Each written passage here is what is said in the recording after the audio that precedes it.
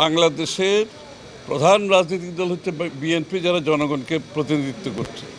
আমাদের মধ্যে ইতিমধ্যে যারা রাজনৈতিক দল হিসাবে শেখ হাসিনার বিরুদ্ধে রাস্তায় লড়াই করেছে, আমাদের সাথে যারা রাস্তায় ছিল, ইতিমধ্যে প্রায় 50টি দল পরিষ্কারভাবে ব্যক্ত করেছে ডিসেম্বরের আগে নির্বাচনের জন্য।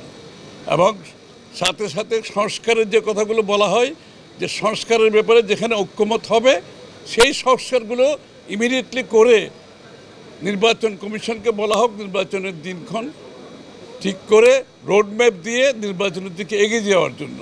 তো জনগণ বলতে কারা?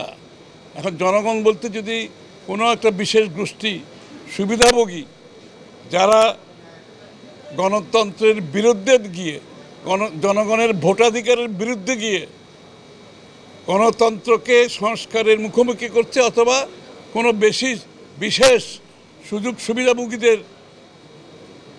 বিরুদ্ধাচরণ করছে, মুখোমুখি করছে, এটা তো কারো তো বুঝতে কষ্ট হওয়ার কোনো কারণ নাই। সুতরাং 16 বছরের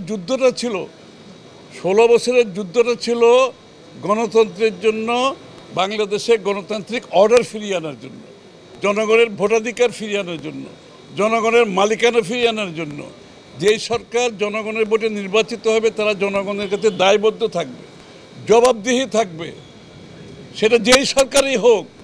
কোনো মহামানবকে বাংলাদেশের দায়িত্ব দেওয়ার জন্য বাংলাদেশের মানুষ নির্বাচনে, এই বাংলাদেশের মানুষ আন্দোলন সংগ্রাম করে নাই, ত্যাগ স্বীকার করে নাই।